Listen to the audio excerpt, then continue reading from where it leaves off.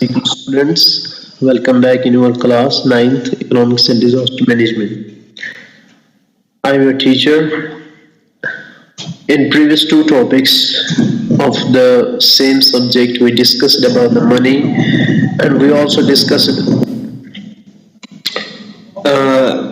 about the money as well as we discussed about the currency and how the primary bank saving accounts are opened.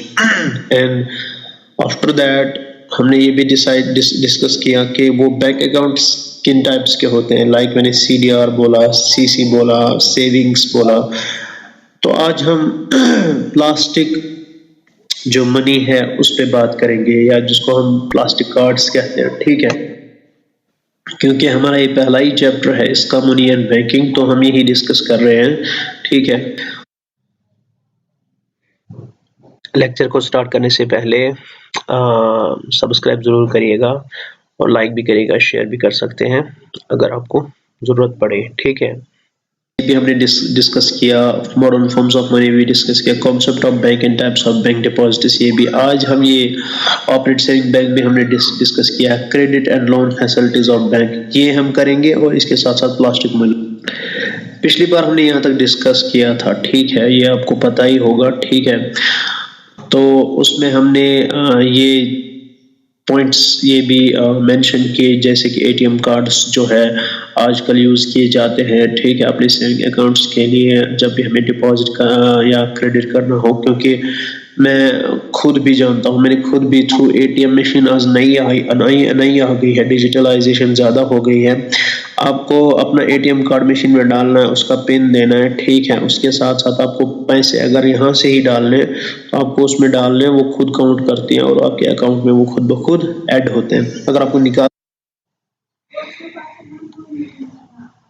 उसमें डालने, वो खुद count करती हैं और आपके अकाउंट में वो खुद ब खुद ऐड होते हैं। अगर आपको निकालने भी हैं तो उसके लिए भी एटीएम मशीन ही है आजकल, ये सारा सिस्टम जो है प्रिवेल कर रहा है। ठीक है, क्रेडिट कार्ड्स भी हमने परसों डिस्कस किए, जो यही एटीएम कार्ड्स होते हैं।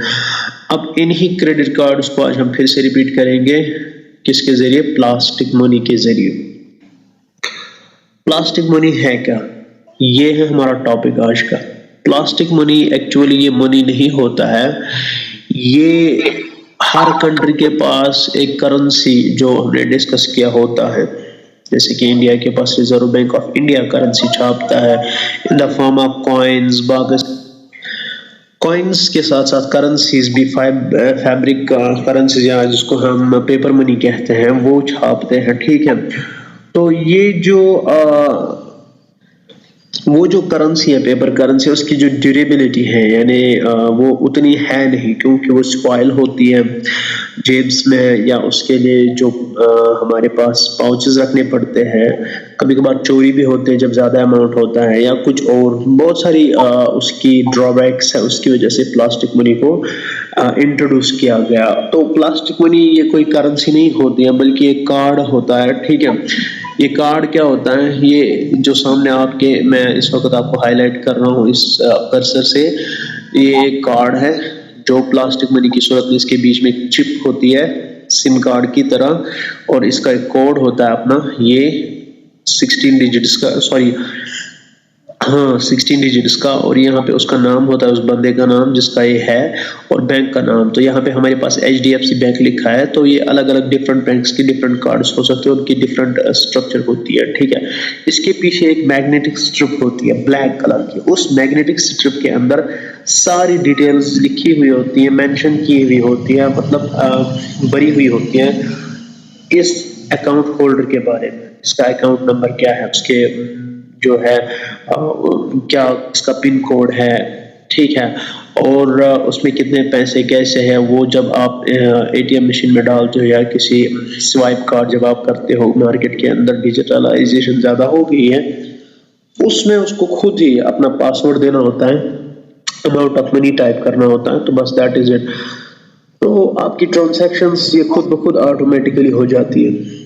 आपने कितने पैसे निकाले, कितने खर्च किए, वो वहां से डिडक्ट हो जाएंगे, आपने कितने और डाल दिए वो ऐड हो जाएंगे।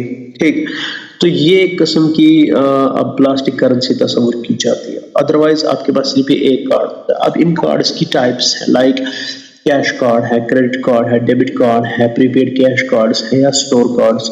ये डिफरेंट बिजनेसमैन के डिफरेंट स्टैंडर्ड्स के हिसाब से बैंकों ने इंट्रोड्यूस किए हैं, ताकि एक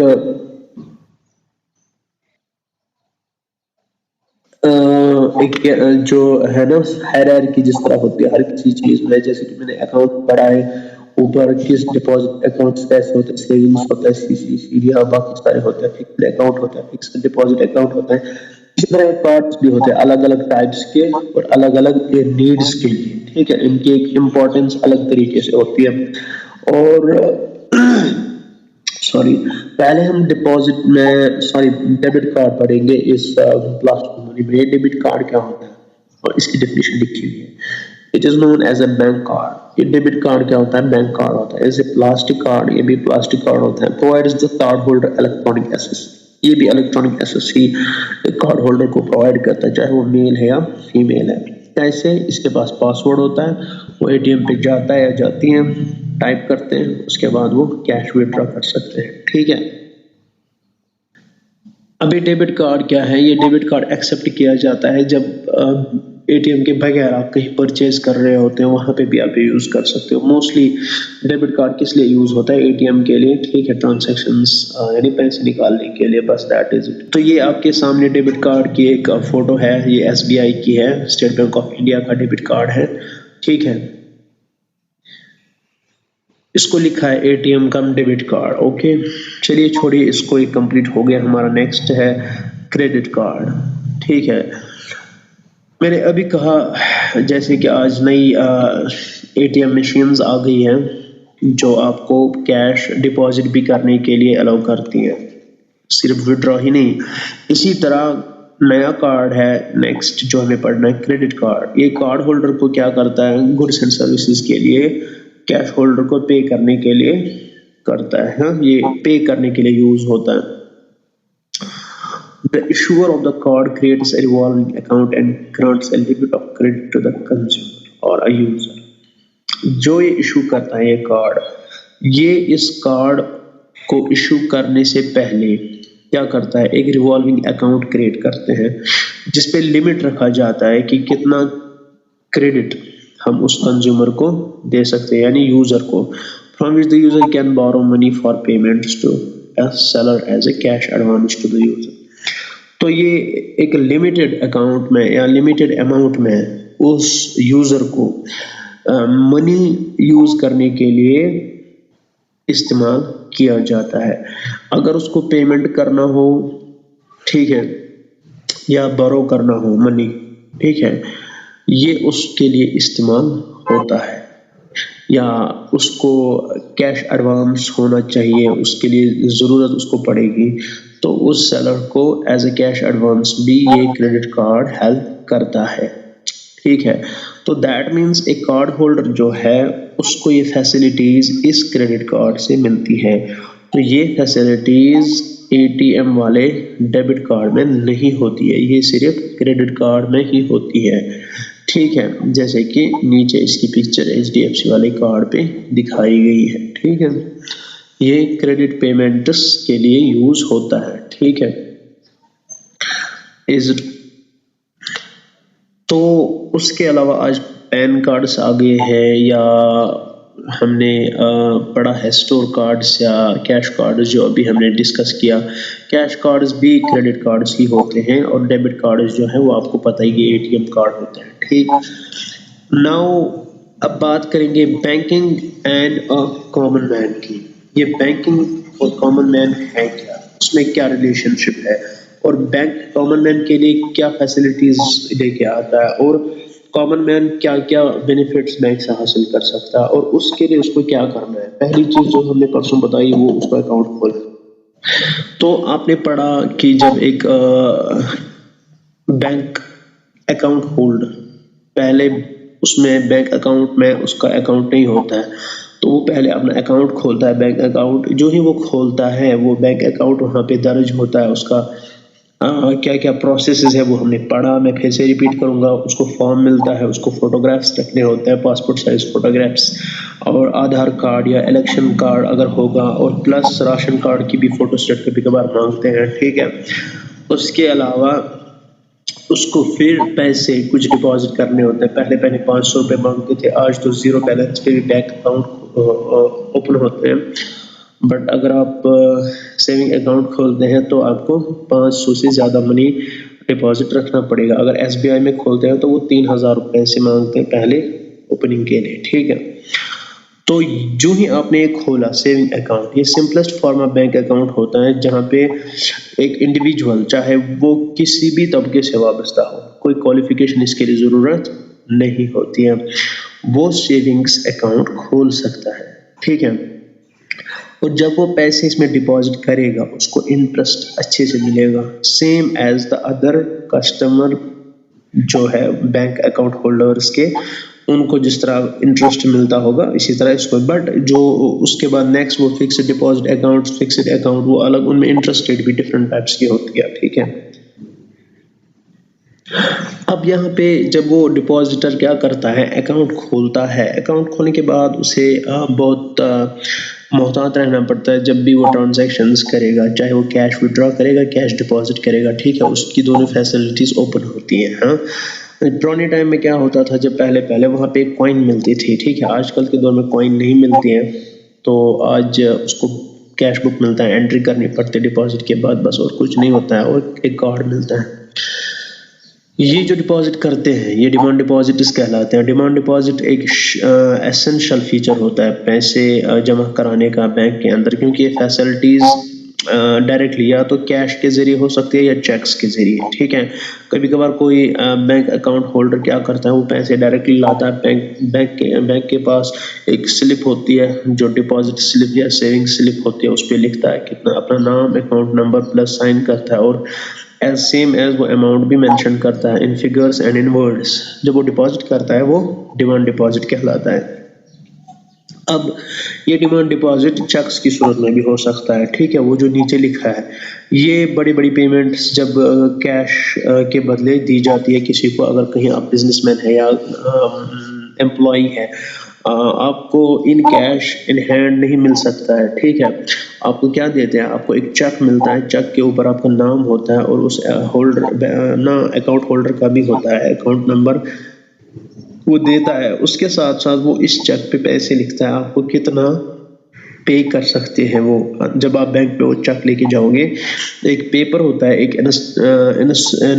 इंस्ट्रूमेंट होता है, एक पेपर इंस्ट्रूमेंट, कैश बैंक के बदले एक पेपर इंस्ट्रूमेंट होता है जिसको हम चेक कहते हैं। जब वो चेक लेके आप बैंक के पास जाओगे तो उस पर स्पेसिफिक अमाउंट लिखा होता है उस पर्सन के लिए, और जिस पर्सन ने आपको दिया उसके अकाउंट से उतना ही पैसे डिडक्ट हो जाएगा और आपके अकाउंट में वो ऐड हो जाएगा, ठीक है, जिसके नाम पे चेक इशू की गई है।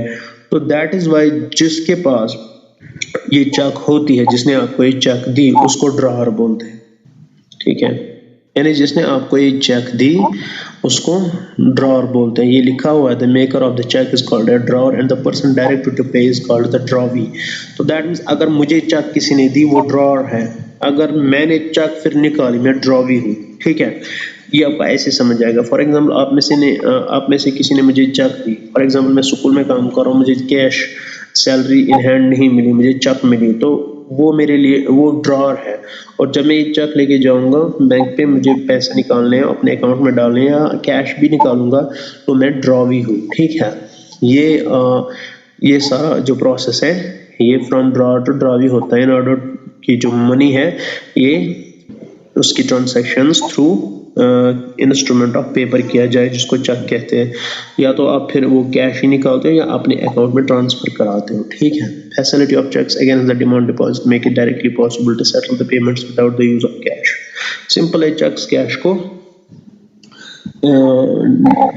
इनडायरेक्टली यूज की जाती है कैश के बदले, विदाउट यूजिंग द कैश क्या कर सकते हैं हम, इजीली पेमेंट सेटल कर सकते हैं। नेक्स्ट जो टॉपिक है इसमें आपको है format of cheque.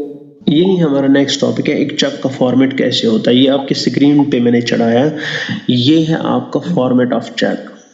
Branch address, IFSC code printed on the top, ये है नंबर 1। ठीक है, नंबर 1 क्या है? Branch address with IFSC code. Okay, number 2 क्या है? Day month year. DD होता है डे, MM होता है मंथ, YY होता है ईयर। ये फॉर्मेट बॉक्सेस में होता है, ये आपको डेट लिखना होता है उस दिन का जब आपने चेक को इशू किया। थर्ड क्या होता है? Printers name with CTS 2010 in left side. ये जो है थर्ड वाला, यहाँ पे इसकी डिस्क्रिप्शन लिखी होती है, प्रिंटर्स नेम जिसने आपको चेक इशू की होती है। ओके, ये किसकी चेक है? ये स्टेट बैंक ऑफ इंडिया की चेक है। यहाँ पे आप उसका नाम लिख सकते हो, यहाँ पे उसका पूरा अमाउंट लिख सकते हो। ठीक है, यहाँ पे एड्रेस नहीं बल्कि अमाउंट लिखते हैं इन वर्ड्स। ये जो है यहाँ पे अमाउंट इन फिगर्स लिखते हैं। ठीक है, और यहाँ पे फिर वापस वो अमाउंट लिखना होता है और क्या करना होता है? सिग्नेचर उसका। ये सैंपल है चेक का और ये नीचे इसका कोड लिखा है जैसे कि डिमांड ड्राफ्ट का होता है। तो चौथा मैंने पहले ही कहा, ये पेंटोग्राफ जिसको कहते हैं, जिसमें आपको क्या लिखना होता है? Wide con while taking the photocopy of the cheque below the account number. क्यों?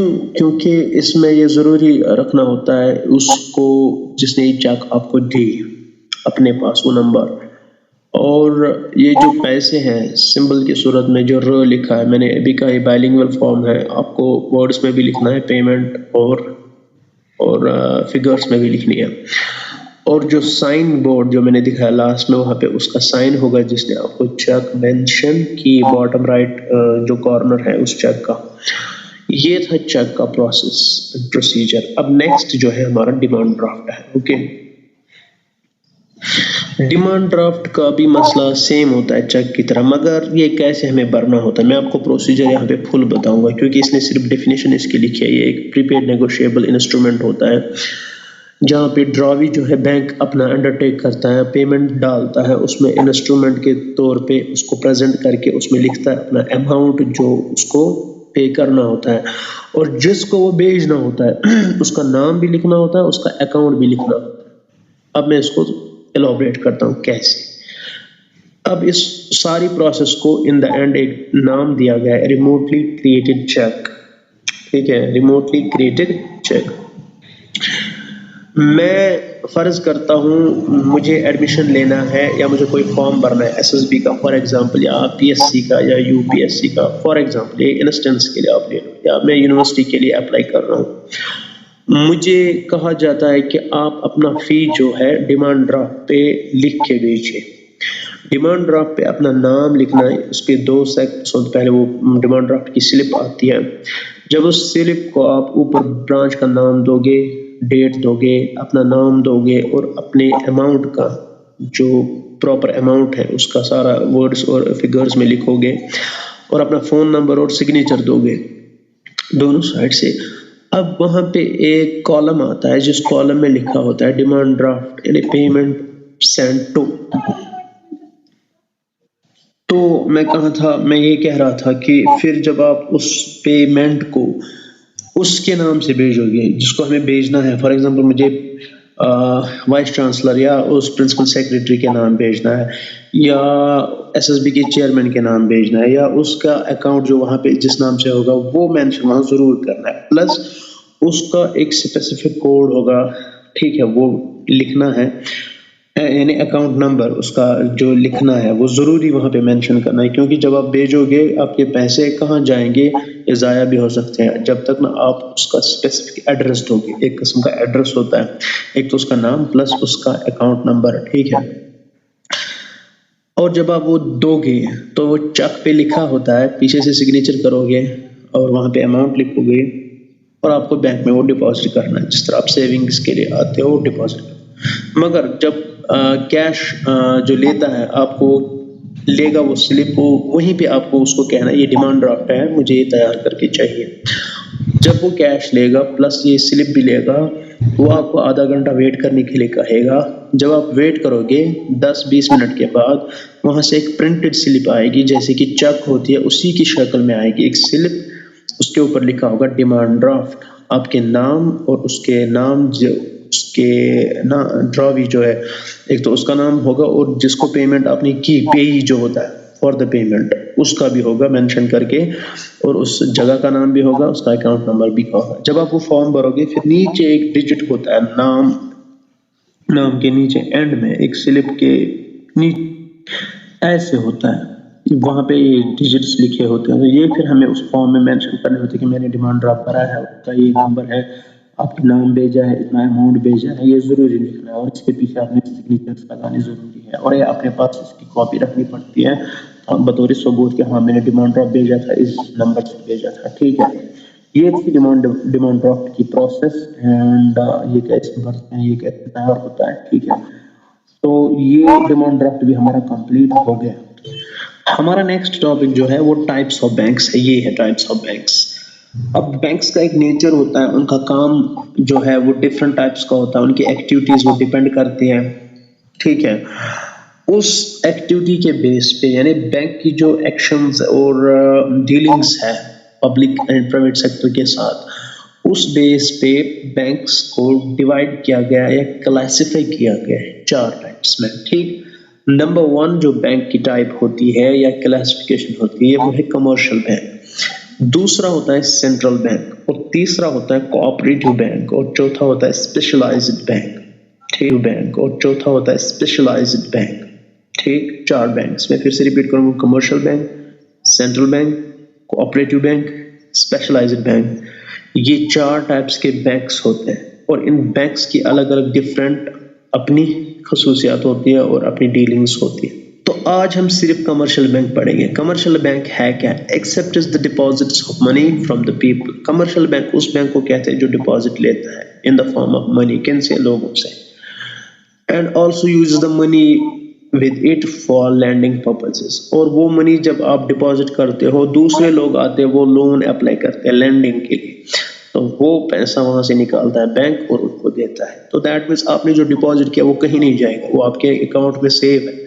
बट जिसने लैंड किया, पैसे वहां से लोन बतौर निकाल दिए, तो उसके नाम भी लोन लिखा जाएगा, आपको भी अपना इंटरेस्ट मिलेगा। इस लोन होल्डर को, जिसने लोन लिया, बैंक अकाउंट होल्डर जिसने डिपॉजिट किया प्लस लोन जिसने लिया, दोनों के नाम वहां पे पूरी तरह डिटेल्स के साथ एक रिकॉर्ड रखा जाएगा। ठीक, तो क्या होता है उस लोन का फिर मकसद, ये पर्पस किस चीज के लिए होती है? किसी को इंफ्रास्ट्रक्चर के लिए चाहिए, बिजनेस के लिए चाहिए, फाइनेंस अपना कोई अकाउंट ना यूनिट खोलना होगा, किसी को बिजनेस करना होगा, इन्वेस्ट करना होगा, शेयर मार्केट में डालना होगा, तो ये पैसा उस काम के लिए आता है। In order to the public sector commercial bank जो है वो इसी तरह अपना पैसा मार्केट के अंदर या इकोनॉमी के अंदर इन्वेस्ट करते हैं, ताकि जो डेली रूटीन के अंदर बैंक की जो रूटीन है, deposits, transactions, withdraws and loans का सिस्टम, ये एक्टिव रहता है। किस पर्पस के लिए?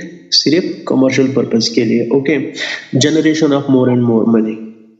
मैक्सिमम इसमें पब्लिक सेक्टर कमर्शियल बैंक्स काम करते हैं। कौन कौन? स्टेट बैंक ऑफ इंडिया तो है ही, इंडिया का सबसे बड़ा बैंक, पंजाब नेशनल बैंक दूसरा है, तीसरा है बैंक ऑफ इंडिया, ठीक है, इंडियन बैंक और एक है। ठीक, ये कुछ बैंक्स हैं जो पब्लिक सेक्टर लेवल पे कमर्शियल बैंक्स कहलाते हैं। और कैनरा बैंक है, बैंक ऑफ बड़ौदा है, और उसके अलावा प्राइवेट सेक्टर में बैंक्स जो कमर्शियल काम करते हैं, कमर्शियली जो बैंक कहलाते हैं कमर्शियल लेवल पे, जो पीपल्स के जो अकाउंट्स उनके साथ डील करते हैं, उनके डिपॉजिट्स जो है वहाँ पे, प्लस लोन्स जो ट्रांसैक्ट करते हैं, देते हैं, विड्रॉ करता है कोई पैसा, मार्केट के अंदर डालता है, इन्वेस्ट करता है कैपिटल के तौर पे, किसी और काम के तौर पे, तो उसका रिकॉर्ड जो है वो बैंक रखता है प्राइवेट लेवल पे भी। तो दैट मींस पब्लिक सेक्टर पे भी कमर्शियल बैंक्स एग्जिस्ट करते हैं, प्राइवेट सेक्टर में भी कमर्शियल बैंक्स एग्जिस्ट करते हैं। ये इसमें एक बैंक का नाम आता है ICICI बैंक और Jammu and Kashmir bank plus HDFC bank. उसके अलावा बहुत सारे हैं, बट ये प्रोमिनेंट नेम्स है, ICICI bank, HDFC, Jammu and Kashmir bank. This was all about today's topic. Hope you understood and learn regarding these topics. अगर किसी को कोई प्रॉब्लम है, क्वेरी है, वो हमारी कमेंट सेक्शन में ज़रूर कहिएगा। इंशाल्लाह मिलते हैं नेक्स्ट टॉपिक को लेके, सेंट्रल बैंक ऑफ इंडिया या सेंट्रल बैंक, उसके वो डिस्कस करेंगे नेक्स्ट टॉपिक में। फ़िलहाल के लिए अस्सलाम वालेकुम।